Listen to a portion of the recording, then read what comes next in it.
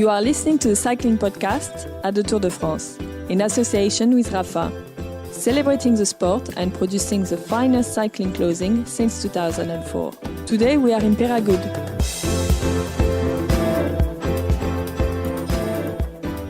Hello, my name is Richard Moore. I'm with Lionel Birnie. Hello, Richard. And François Thomazeau. Hello, Richard. That might be, is that Rob Hatch, pronunciation police? Anticipating some dodgy pronunciations tonight? I think you said Lionel Birnie quite well there, Richard. Quite well. Thank you. Thank you. Well, where are we, Lionel? We're in Peyragudes, in the Pyrenees. The mist has really rolled in the last hour or so since the race finished. The Har. That's what we call in Edinburgh, the Har. It's chilly. What was a beautiful view behind us earlier on this afternoon when the sun was shining is now... Well, it's now gone. Completely gone. Yeah. So we've got to do this. Car, probably. We've got to finish this podcast while we can still see each other. Yeah, that's the challenge. Well, as long as we can hear each other, that's all that actually matters. That might actually be preferable. Tale of the attack, please, Lionel, because it was a bit of a belter, and we want to get on talking about it. We do. Well, I'll keep it brief because really all the action was in the last 800 metres. 300. Well, kicked off by George Bennett, but we'll get to that. We'll come to him. Yeah, it was stage 12 from Pau to Peyragudes, 214.5 kilometres. The early break that went clear had 12 riders in it, including Marcel Kittel and Michael Matthews, Thomas de Gent and Steve Cummings. Steve Cummings was the most combative rider of the day. Combative? Combative. Where's the pronunciation? Aggressive, you meant. You've just made up a word. Combative. Combative. Steve Cummings was the most combative rider of the day. He was away on his own for quite a long time from the top of the Porte de Balès, and he was caught with 3 kilometres of the Peyragudes still to go. Team Sky were really in control of the stage. As a team, they looked fantastic pretty much all day. They looked like nothing was going to escape their grasp. Even when Mikel Nieve and Chris Froome ran off the road on a roundabout at the bottom of the Peyragudes, and Fabio Aru also followed Froome. The climb of the Peyragudes and then the ramp up here to Peyragudes was, they took turns. Michał Kwiatkowski was first, and then Mikel Nieve, and then Mikel Landa in the final 3-4 kilometres. I mean, he looked like he was out on a club ride with some juniors. He literally, the first time he opened his mouth all day was to shout at Nicola Portal after the stage. We'll come to that in a minute. They were obviously frightened by how steep this final ramp up here was. I walked up it. You know, we parked the car very far down from the press room, and so the shortest way was to take this ramp, to walk up this ramp to get to the press center, which is a tent. And actually, I can tell you, I walked up there in the sun. I just walked. I didn't ride it. I was absolutely shattered crossing the line. So I can imagine these guys. You know, it's amazing. It'll be no surprise to our listeners that I took the long way round, which was less steep. And I biked it up on my Brompton. You did. As I said, it was the Kiwi George Bennett of Team Lotto NL Jumbo who made a very bold and probably slightly foolhardy attempt to... Well, he wasn't going to... I mean, that would have been superhuman if he'd managed to bring that in from there. Yeah, but we'll hear from him. I don't know if he reckoned it. I don't know if he knew about just how steep it was, but he's riding into the top 10 overall, and as somebody pointed out on Twitter, he was in danger of riding Alain Zubeldia, which for a quite young rider still fair enough, and that to be in that company, you imagine he'd have been happy enough. So to have a go, I thought was great. It was a fantastic effort, but Mikel Landa rode him down as well. Then Fabio Aru kind of zigzagged his way up the steepest part of that ramp, and that was when Chris Froome started to look like he was in a little bit of trouble. But it was Romain Bardet of AG2R who won the stage, his third Tour de France stage win after winning at Saint-Jean-de-Maurienne 2 years ago and at Mont Blanc last year. Rigoberto Urán was second, Fabio Aru third. They got the time bonuses of 10, 6 and 4 seconds. Mikel Landa was 5th, just behind Aru, but crucially ahead of his Team Sky leader, Chris Froome, who lost 22 seconds to Bardet in the blink of an eye, really. After the stage, George Bennett and Rigoberto Urán were both penalised 20 seconds for illegal feeds for taking bottles from spectators on the roadside. Bennett did that with 6.5 kilometres to go, or thereabouts. Urán did that with 5 kilometres to go. There's also been a suggestion and some video evidence emerging to suggest that Bardet did the same. He denied it, but I suppose the commissaires will decide soon enough whether it's the case or not. So the big news really is that Romain Bardet's won the stage. Fabio Aru is now in the yellow jersey by just 6 seconds from Chris Froome. Urán, with his time bonus and the time he gained a little bit on the line, but then taking into account the penalty, he's still 4th at 55 seconds. Jakob Fuglsang of Astana lost 27 minutes because of his injuries to his wrist and his elbow. The other jerseys all stay the same. Marcel Kittel is in green. Warren Barguil is in the polka dots, Simon Yates is in white, and now, really, as Chris Froome said this evening, the race is really on. And tomorrow's stage, 100 kilometres from Saint-Girons to Foix over 3 first-category climbs. It's going to be very interesting to see how everybody responds on what will be fast, we imagine, and explosive. It's going to be fantastic tomorrow, we think. We've been looking forward to this stage anyway. And it's difficult to know. I mean, where do we start? I had a chat with Brian Holm at the finish after speaking to Dan Martin. We'll hear from him in a moment. Brian Holm couldn't understand Team Sky's tactics, especially the fact they rode so hard to keep the break did go out a little bit, 6 or 7 minutes today, but you know they were always going to catch them and set up that finish that was for the win, and that just they rode hard. They used a lot of their guys up, you know, with this hard stage tomorrow. The likes of Kwiatkowski did a power of work again today. Luke Rowe did an awful lot of work today as well. Nieve, Landa, you know, those guys are going to perhaps feel it tomorrow. Yeah. And Nicolas Portal explained that actually at the start Chris Froome said he was feeling very well. He had good legs, and he wanted to go for the stage win. So that's why they actually rode all day, hoping for Froome to win the stage. And even this morning at the buses, I was talking to lots of directors sportifs. Most of them were predicting a stage win by Chris Froome, and even a couple of them told me he's going to kill the Tour today. And the good news in a way for the public, not for Chris Froome obviously, is that in previous tours and in previous Tour victories, usually in that first kind of finish, Chris Froome was always winning it, building a solid gap, and the Tour was like over. It's not the case this time. He didn't win at Planche des Belles Filles. Aru won. He didn't win here. Bardet won. There his two main rivals in GC. We predicted an open race at the start of the Tour. I never expected, to be honest, the Tour to be as open as it is now. Well, let's hear from Chris Froome and Nicolas Portal, Froome's Team Sky sports director. They were speaking at the finish. I had a bad moment there at the end. No excuses. I just didn't have the legs there on the final kick. I can only say congrats to Bardet for winning the stage and Fabio Aru for taking the jersey. It's certainly going to be a big fight now all the way to Paris. Well, today the stage was trying to, first to control, make sure we're not going to be on the position where we need to ride full gas all the day. Obviously, we knew that the last kick will be really decisive. And as long as everything was going well, obviously everything was going well, and just at the end, we just everybody did a good job, really good job, until Mikel at the end. He didn't know Chris was dropped, and he obviously is better. He tried to make to the bonif, and so it's how it is. We need to say okay, maybe he ran out of the legs a little bit. It is how it is. Chapeau for Bardet because it was a nice stage. Yeah. Disappointed with losing the yellow jersey? Yeah, always. When you're losing a bit of time, and especially like this. But it's just 8 seconds, so it's not the end of the world. It's still tight, and it's I think it's like what expect. I saw to make a race like this quite open. And if we need to see the positive way on this, it's like tomorrow at least we're not going to ride, and it's pretty hard tomorrow. 100k, it's going to be fast. So let's see the positive of that.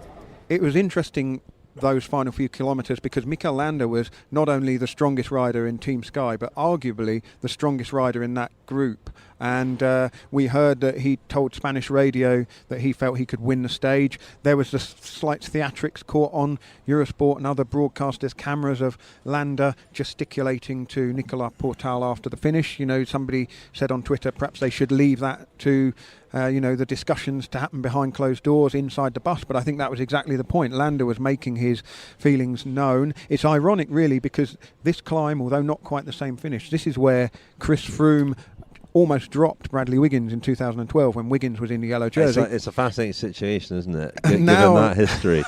And the fact that Landa is reportedly off to Movistar next year, you know, that it was always a bit of a risk bringing him here for that reason. I felt that what Sky demand is absolute loyalty to one leader. You can see here a rider like Kwiatkowski absolutely turning himself inside out. This former world champion, our guy's also finished quite high up overall the Tour de France. The question is, I mean, I don't want to raise arguments that shouldn't be raised, but how come Mikel Landa was not the leader in the Giro? And how come he was not the leader here? If you look at what he's been doing on both tours, winning stages in the Giro, he should have won maybe the stage today. As you said, it's now become a habit in Peyragudes that the best Team Sky rider is not the one that's protected. So, and it's another very, very, astonishing factor in the case of Landa. All the riders coming from the Giro are nowhere to be seen. Nairo Quintana collapsed on the last on Peyragudes, the last climb. Thibaut Pinot, nobody knows he's on the Tour. All these guys who fought for victory in the Giro are nowhere to be seen. And Landa is fresh as a baby. Landa didn't, of course, fight for GC on the Giro, and perhaps that is that he did win. Did he win 2 stages in the end? I can't remember. He won 2 stages. Yeah. That perhaps is the thing that has allowed him to come here in such great form. I mean, he looked at the Giro. Had he not suffered that crash on the stage at Blockhouse, that he would have been a contender, perhaps a winner. Yeah, but he's 6th overall now. But let's not forget. Yes, he is up there overall, 7th overall, and he looked by far Sky's strongest rider today, particularly considering all that work he did in the final stage of the climb. But he is 2 minutes 55 down, and that on this course is, that's a big, it's a chasm really that he's got to try and bridge. And well, he's not going to get the opportunity to do so. No. I mean, his descent this evening, if that's what it was, perhaps was. He could have gone for the stage win and hoovered up a bit of that time bonus and denied one of the others the few crucial seconds. That's I mean, it wasn't necessarily the smartest. That may have been the point he was making. Yeah, it wasn't necessarily the smartest way to ride. You can understand again why he's leaving for Movistar, and it raises another problem every time Team Sky hire a guy like Mikel Landa or Leopold Koenig or other guys like this, who are talented climbers to help one of their leaders. They usually don't stay because, I mean, they're in a way it's a little bit of a waste for Landa. I'm sure the money was good, but obviously next year Movistar, Valverde is getting older. Quintana is maybe not, showing all the sheer talent we expected him to have. Landa could be a real leader in Movistar next year, especially the next Vuelta. They don't have a leader, he's got that. He's got the head for it as well. There's an edge to Landa that some of his fellow Basques don't have. A lot of the Basque riders, they make great teammates. A lot of them, they're selfless, humble sort of people. Mikel Nieve being a classic example of that. Absolutely. But the thing is, I mean, Landa's not really the story for Team Sky today, is he? The question is, how serious was that, faltering steps from Chris Froome at the finish? He said he didn't have the legs when it really mattered there at the end. I was curious about how much we should read into really such an unusual finish like that, so steep, that might not be the sort of finish that suits Froome. It was one of the questions I asked Dan Martin at the finish. Dan Martin, who had that terrible crash, of course, into Chambéry, and is riding incredibly well considering that he came off with Richie Porte. He was 6th on the stage, and he is 5th overall, still right in amongst it. And he was quite talkative at the end. Here he is. Yeah, well, I reconned it because I live just over the border here, in Mandora, so I knew what to expect, and that was a huge advantage all day. And And yeah, it was just, I mean, everybody's just exhausted at the end. I mean, we've done so many kilometres so far this race. I mean, it might be flat stages, but it's still time on the bike. And it's, yeah, I think, as Patrick just says, every day somebody's going to get hit by the hammer, you know, and it's just going to be an elimination race. But we all I think everybody knew the last kilometre there was going to be really hard. And as you see, you could have lost 30 seconds, 40 seconds that last 300 metres, you know, so it was really, yeah, for me, I mean, I was suffering all day, you know, from the first kilometre, my legs was empty, I had a really bad day, and I expected to lose like half an hour, lose everything, so I'm really happy. I mean, this morning the objective was just to ride conservatively and try and hang on, and yeah, to get a result like that today, I mean, I could barely even get out of the saddle, you know. The only times I could get out of the saddle was when it was going easy and I could stretch, you know. I don't have any power out of the saddle to sprint, and normally that would be a great finish for me.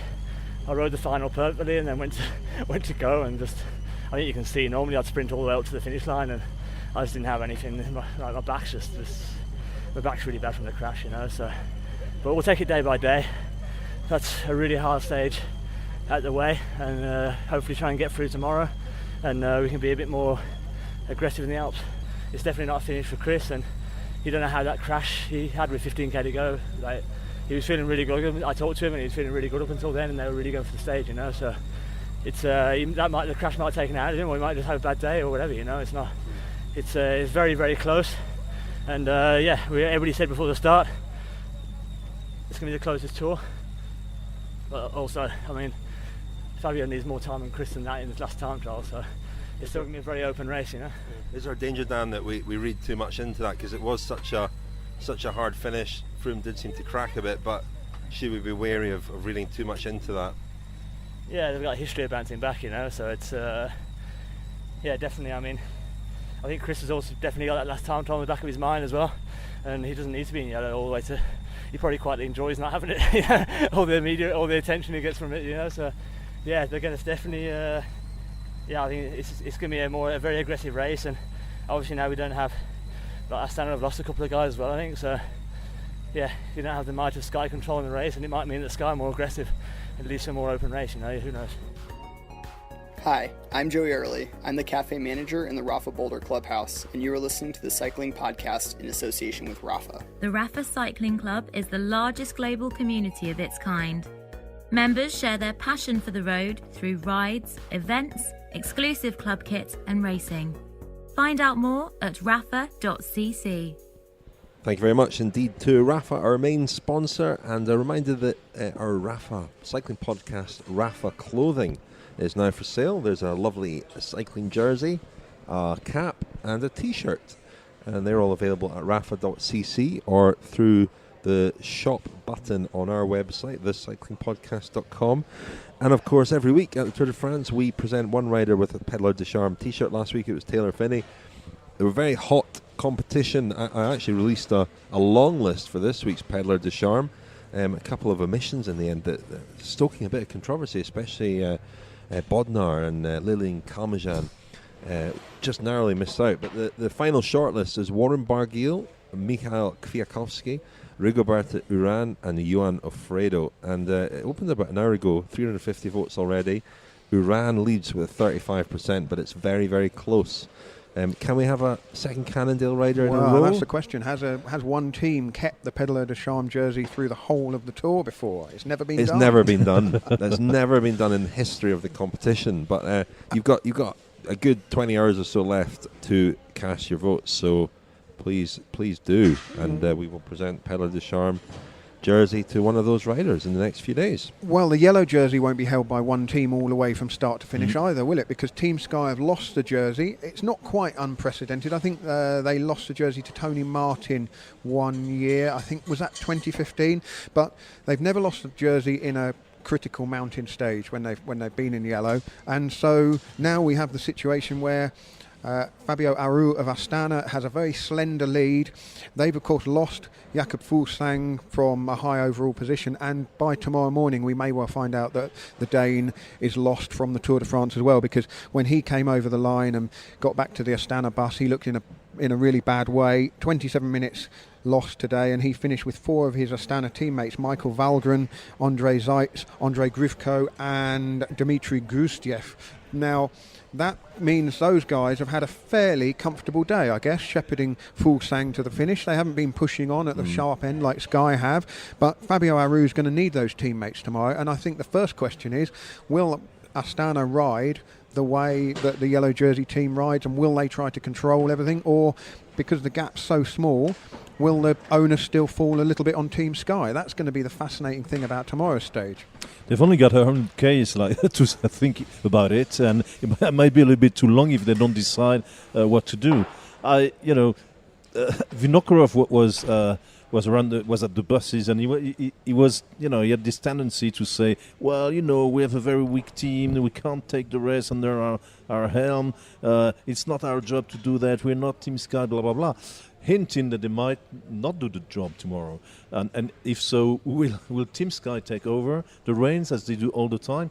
I really don't see any reason why not, actually, because can really Team Sky race otherwise? Do they know how to race without leading the bunch? I'm not sure, especially on a day like this. Put Landa in a break.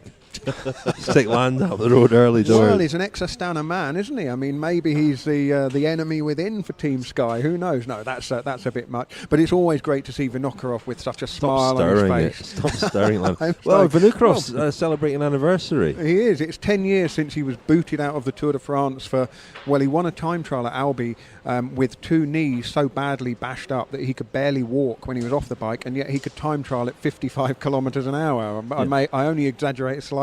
When you think that some guys are not welcome on the Tour de France for doping reasons, I mean they were never actually caught for a dope test, and others who have been caught for a dope test on the Tour de France, are at the buses, are at the start, and have been for quite a few years. Vinokurov, it was where the stage started today, Po. That's where we heard, and where Vinokurov was booted off the race for a blood transfusion. I always remember his father was here, and one of the theories was that his father had appeared, and one of the theories was that he'd taken blood from his father.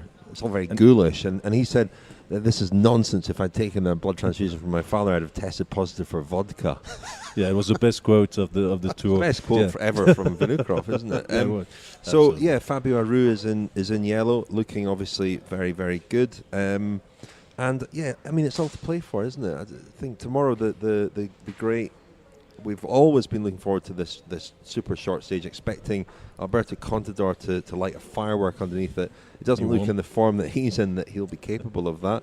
But I think we can expect a lot of excitement. It's interesting you said, it's difficult to know how much to read into that final steep bit right at the end today. I mean, we had a little bit of feedback from listeners saying that our coverage of the 2 dullest days in Tour history, yesterday and the day before, we didn't exactly sugarcoat it, did we? We were fairly honest that they weren't firecracker races, and it wasn't a firecracker of a race today either. But it was heading to be quite a dull day, wasn't it? Until the end. I think if you take out Fuglsang and Quintana, 8 of the top 10 overall were just riding up the mountain in a group, being led by Team Sky. Well, in that case, can I mention George Bennett, who I spoke to at the end with a few others. We'll hear from him in a second. I've been very, very impressed with him. I mean, he rode the Tour of California. Won the Tour of California, I should say. He features actually in our Kilometre Zero tomorrow, which is about the 4 Kiwis in the race. There are more New Zealanders in the race than there are Americans this year, incredibly. He features in that quite a lot. He's an interesting guy, funny guy. Always got time at the finish to speak to journalists. And he's on my list for a 3rd week Pédaleur de Charme, to be honest. Yeah, well, I think he may be, if he holds on to this. I mean, he's 9th. A New Zealander has never finished. 18th is the best finish by a New Zealander. So I think he's getting a bit of attention back home, and it's a real coming of age sort of year for him. He's a bit of a breath of fresh air, I think, and I was very, very impressed by the attack that he launched. As I said earlier, I'm not sure that he knew the finish. But that was good to give it a go, because he was riding in the company of the yellow jersey, all the main favourites, and he wasn't content to just hold that position. He actually did something quite aggressive that led to all the other attacks. So good on him. Here he is at the finish. I was definitely surprised when I came around the corner and I saw the wall. I mean, yeah, I probably would have ridden that differently. But yeah, I was there and I had at that moment really good legs, but man, it was just insane. That last 200 metres seemed to last a lifetime. If I keep it on two wheels and a couple of other guys don't, and or sickness or whatever, anything can happen, but top five, it's so many guys so strong, and I just can't have anything bad, and actually I'm going to need to be better than I am to get in the top five, because the top five guys are really another level. They look so strong all day, and I thought I heard Froome on the radio telling them to ride faster, and I wanted to ride up and punch him in the leg and say, bugger off, keep at this speed. But yeah, he just pulled the parachute, and not as bad as me, I guess. But yeah, I mean, that was a crazy stage. I don't know what it looked like on TV, but it was full gas in the peloton, absolutely full gas the last 70k. I think just eat as much as I can, put the feet up, listen to some good music, and do some meditation or something, and try and forget about today. And I don't know, just tomorrow is going to be something special. I think 100k, fireworks, for sure. Contador, do something ridiculous, maybe even Quintana, maybe even Sky. Stay tuned. You're absolutely right, Richard. George Bennett kicked it off, and it was an absolutely gripping final 800 metres and a particularly gripping final 300 metres. And I think on reflection, an hour before the finish of the stage, thinking, well, what's going to happen here? Is anything going to happen? But when it boiled down to that sort of intense excitement at the end, it was well worth the wait, I think. And it hasn't completely changed the course of the race. Chris Froome hasn't been able to gain he hasn't gained any time. He's lost time. He's lost the jersey, of course, but nobody has managed to get far enough ahead, so it's still all to play for. And tomorrow is the last chance again before we get into the Alps. But the interesting thing is that with that type of finales and this one and the one with La Planche de Belleville, they do suit Chris Froome a little bit, but maybe not as much as steeper, longer hills. And the result is not only that he seems on the wane. We'll never know if that's the case. Maybe he's on the decline already or not. But the interesting thing is that in the past tours, nobody seemed to want to attack Froome at any stage, or nobody was in a position or capable of attacking Froome. Today you had George Bennett attacking, Mikel Landa attacked. Well, he was not attacking Froome, but he did attack. And then in the end, Romain Bardet surged and had this great victory. So, it's you had the impression in the past, and Fabio Aru attacked at La Planche de Belleville. So in the past, we had the impression that everybody was content with letting Froome win the Tour and get the second, third place laurels. And it's changed, These days they try that, they try that chance. They're going for it. Dan Martin also is always been very aggressive in the finishes. So these guys really believe there's a chance for them not only to win stages, but maybe to try and topple the king. I think that's the big takeaway from today. It's there's a crack there. There's a sign of weakness, where he misjudged it on La Planche de Belleville. He was as good as anybody on that hard stage into Chambéry. Today was really the first crack, the first chink of light, and what that could do for the others' confidence, for the aggression that they show, that sets up a really good race. As we must remember that, as Dan Martin said, that time trial on the penultimate day into Marseille really suits Froome down to the ground, and he's got a bit to play with there in terms of time. If that was tomorrow, you would still put him as an outstanding favourite to win the Tour. I should just say we've had to move back inside undercover because it's now raining up here, and the staff are now packing up around us. So if you hear a bit of crashing and banging, that's what that is. We've also got a colleague from Colombian Radio, so the unique style of Colombian radio broadcasting going on in the background. But we'll try and keep focused. I think the thing about Team Sky, Rich, you made the point when we were talking just after the stage. The team is strong, but now there is a little bit of a question mark over Chris Froome. There's no point in having the strongest team if you don't have the strongest leader. it's almost when Chris Froome was the strongest as he was last year, having such a strong team, it was almost like a sledgehammer to crack a nut because they had the strongest rider anyway. Here, we don't know. I mean, we don't want to read too much into today's stage. It might prove to be a sort of aberration, an anomaly. But it looked today like he has certainly got the strongest team by a mile. Is he the strongest rider in the race?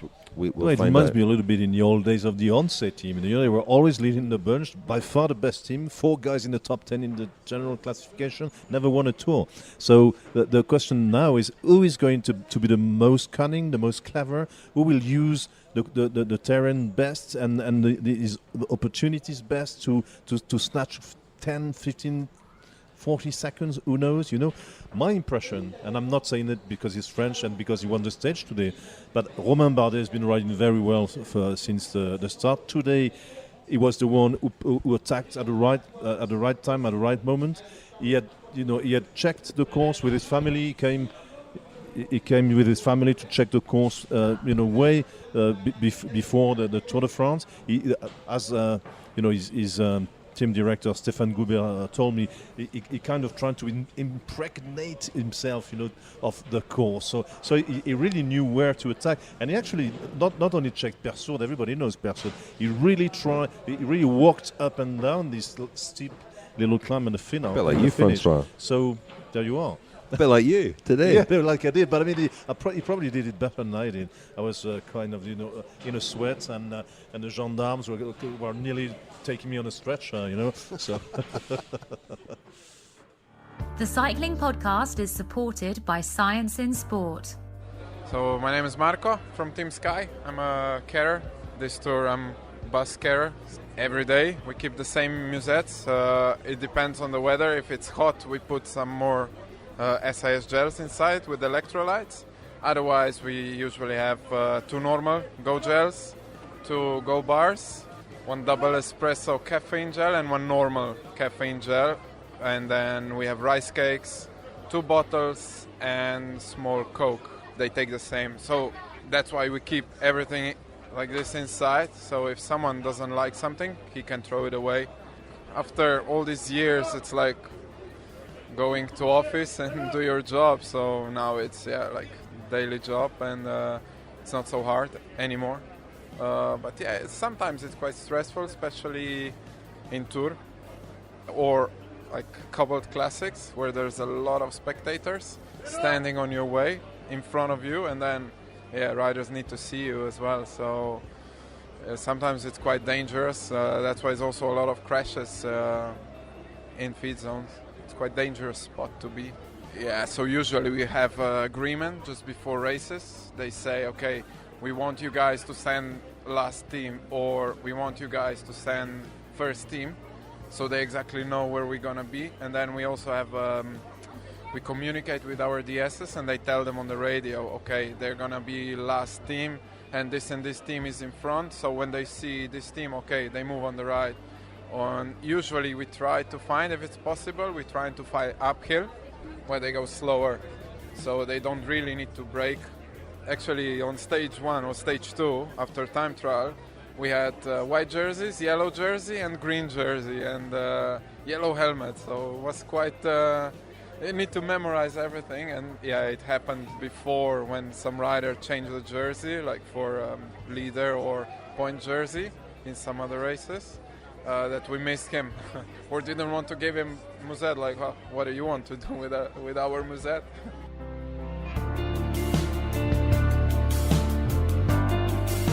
Alyssa Morahan, Team Cannondale Drop Pack. The musette will have 2 bottles in it.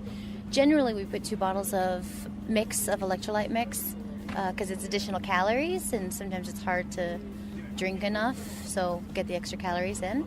Then we also put in 2 different kinds of bars, some gels, and then a rice cake goes in to top it off. And generally, we put in a small can of Coke, so a little treat.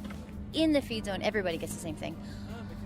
If there's somebody who is, lactose intolerant, tries to stay, we try and make sure that all the bags are then the same. unless we are lucky enough to have 3 people in a feed zone and have one person who can say, okay, I have the bag for Pierre. You know, he needs something different today. Generally, there's just not a way to have it set so that they get it in the feed zone. If someone has to have special bottles, we usually put them in the car with their name on them, and they know that if they absolutely have to have that, they just have to drive back to the car, or someone can pick it up while they're back there, but it's labeled that way. The Cycling Podcast is supported by Science in Sport. Science in Sport. Fueled by science. An interesting segment there, sponsored by our season-long supporters, Science in Sport, about how the riders fuel during the stage, grabbing their musettes in the feed zone, because at the end of the stage, both Rigoberto Urán and George Bennett were penalised 20 seconds for feeding in the final 20 kilometres of the stage, which you're not allowed to do. They've both been given a time penalty, and we will find out whether Romain Bardet is also going to get a time penalty. Well, Kaylee Fretz, our colleague from Velo News, has just posted a video clip that shows it appears to show Bennett taking a bottle and then Bardet taking a bottle from literally the same family by the side of the road.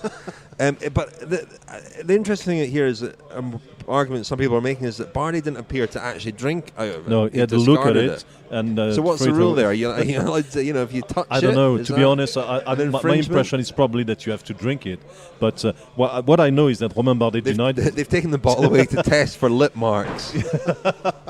Well, what I know is that Romain Bardet denied drinking from that bottle, but no doubt the race jury are always right, and I've proved since the start of the tour that the decisions are clear and absolutely free from controversy. It is one of the. They will decide. It's very risky taking a drink from somebody at the side of the road. Cannondale Drapac initially were very confused by it. I was around their bus, and they were trying to find out where Urán had taken a bottle because they were sure it wasn't anybody from the team. And most riders have it drilled into them not to drink a bottle handed up to them from the roadside because you don't know what's in it. But apparently it was a Cannondale employee, an employee of the bike company who handed up a bottle to Urán, maybe wearing a Cannondale jersey or something. I don't know. Who knows? Who knows? But it's costly for Urán because Urán is 4th overall and at just 55 seconds. So losing 20 seconds is significant. It is, yeah. Well, and it's strange as well that Bardet and George Bennett should take a bottle from the same family. I mean, they're probably someone they know. I mean, we'll find out. I mean, it's you never know. In the long run, maybe in Paris, there'll be 20 seconds missing for either of these guys, and all this because they picked a bottle from an unknown family. Well, what about Romain Bardet then? Because he was the stage winner, of course. When he's won his stages before, in 2015 there was a kind of a long wait for him to get his opportunity. I think he won on the final Friday, and his overall chances had long gone at that point. Last year, he was right in the thick of it.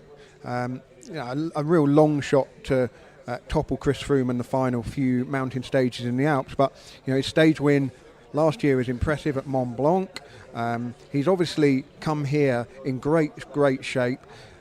That wasn't necessarily a climb that I could have seen him doing all that well on. I don't know whether that was one that I would have expected him to be the best on. Well, me neither. But from what I said previously, if he came, with family and everyone to check this final climb, it's obviously he had ambitions on it.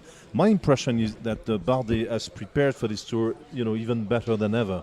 He's in great shape. He seems to know where to attack and when to attack. The other day in Chambéry, he made his move at the right moment. You could tell he knew exactly when to go. And we were told, that's normal. It's training roads. AG2R, the headquarters are in Chambéry and all that. But today, again, he proved, and that's actually what his team director Stéphane Goubert was saying at the finish. He said it's really a real team victory because we worked hard.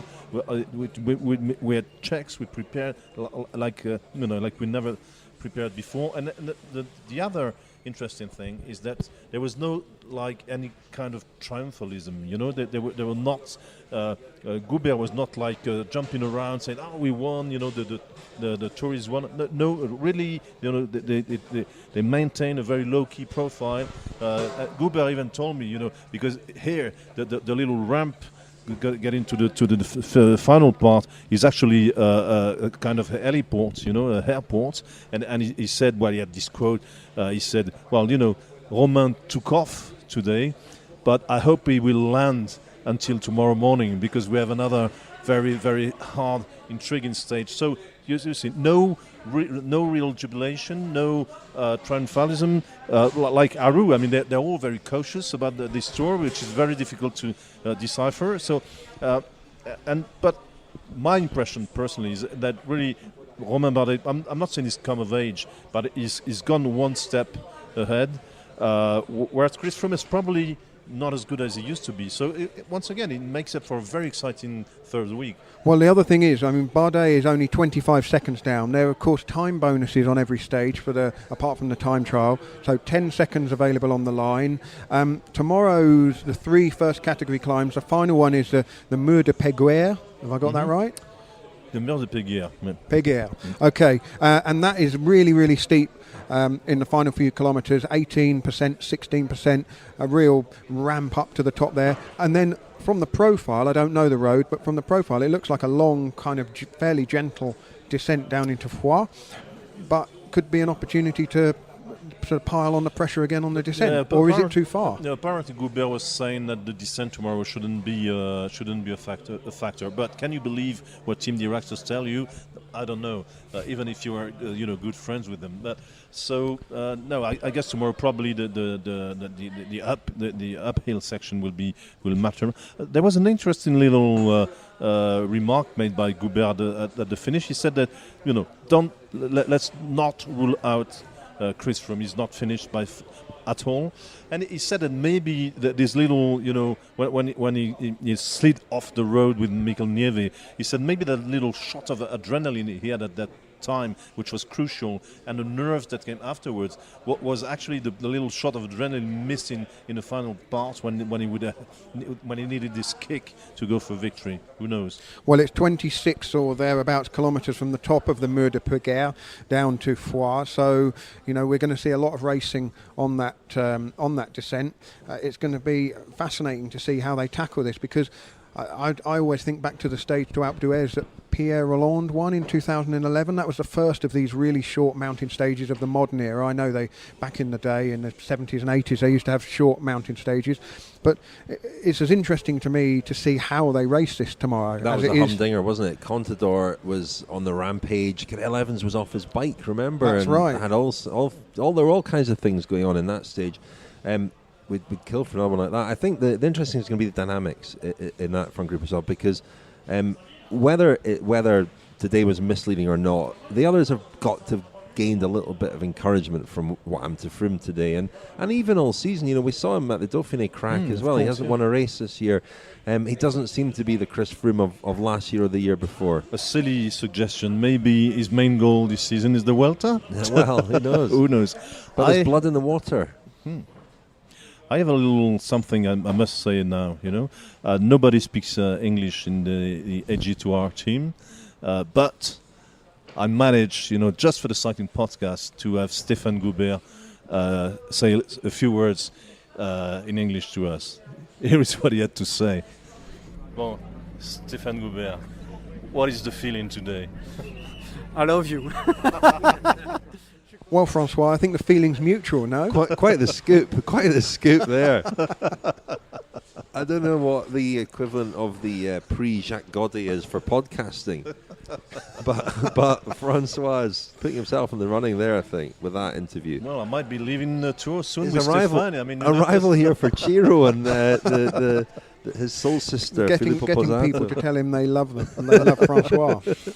Well, there we are. Shall we wrap things up tonight? We've got to get off this mountain. Any other business, Lionel? Not so much. I mean, I was impressed with the way that Sunweb rode again today. Michael Matthews doing a lot of work. But Kittel did too. Trying to get green jersey points as well, because obviously Kittel was in that move. It's a long shot for him, I think, in the green jersey, but you just never know. Kittel might have a horrible day in the Alps, or something might happen, so you can't give up the fight. But not only that, he was working there for Warren Barguil, who his teammate, who has the King of the Mountains jersey, and I've got the results here, because he did go over the top of one of the climbs in first place, I think, Matthews, didn't he? I think it was or second. I think first it was. or second, yeah. So I mean, Matthews has had a tough. Yeah, he did. He went over the Col de Monte in first place. So, really sort of giving his teammate a bit of a helping hand there. Barguil got a huge cheer as he came down from the podium and went through the crowds to his team bus. A really handsome-looking lead in the King of the Mountains competition, and a very stylish wearer of that jersey, I think. Absolutely. I mean, he's seen it now Pedaleur de Champs competition where he is.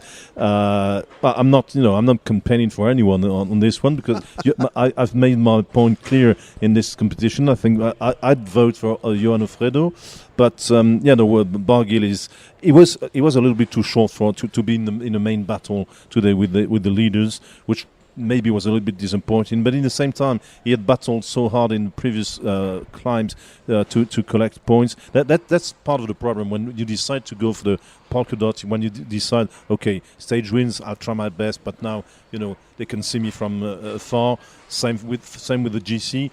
That there is a time in the Tour de France, and it's around this time when the polka dot becomes a competition in itself. That's the only goal you can go for, because nobody will let you win a stage, and nobody will let you make it back in a GC. So for Barguil, I think his only race now is to keep the jersey. Okay, finally, chaps, predictions for tomorrow. It's the stage that we think it could be exciting. Who or which team is going to make it exciting? Who's going to do what Contador did in 2011? That's a very, very hard question. Barguil will probably attack again to defend his jersey. It might be to do that. It's very, very short for a breakaway to take place. My impression is Team Sky should control it, actually. And you know what? I see Aru winning the stage tomorrow.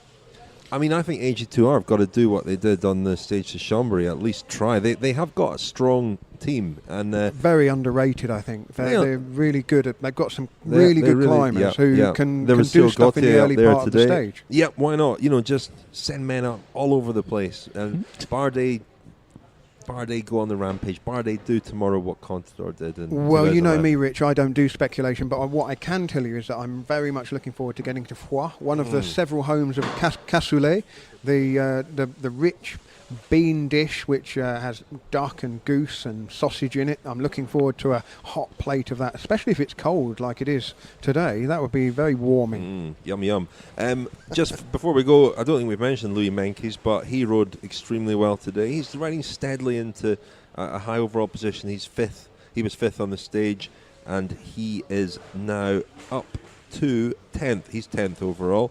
Couple of under 23 riders in the top 10. Sam Yates, who is 6th, maybe a little bit out of reach. I did speak to Louis Meintjes at the finish, actually, and he said that Adam had a few minutes on him. I said, you mean Simon? But easy to get them confused. Easy mistake. Not quite a few minutes, but he's got about 2.5 minutes on him. So it's going to be tough for him to get the white jersey. But Yates in 6th as well, riding a very very steady, consistent race. Very, very lastly, because we have to wrap up, but we haven't really mentioned Alberto Contador, now very much looking like yesterday's man, unfortunately for him, and Nairo Quintana. Well, we mentioned him earlier on, but any preposterous talk of trying to win the Giro and the Tour, well, obviously he didn't win the Giro, so it was never on the cards anyway, but riding a hard Giro, as you said, François, that's really hampered him, and he's not a factor here at all, but if he loses a bit more time, maybe he can go for a stage win in the Alps. Surprised to see that, to be honest, but anyway, let's leave it there. François, thank you very much. Thank you, Richard. Thank you, Lionel. Thank you, Richard.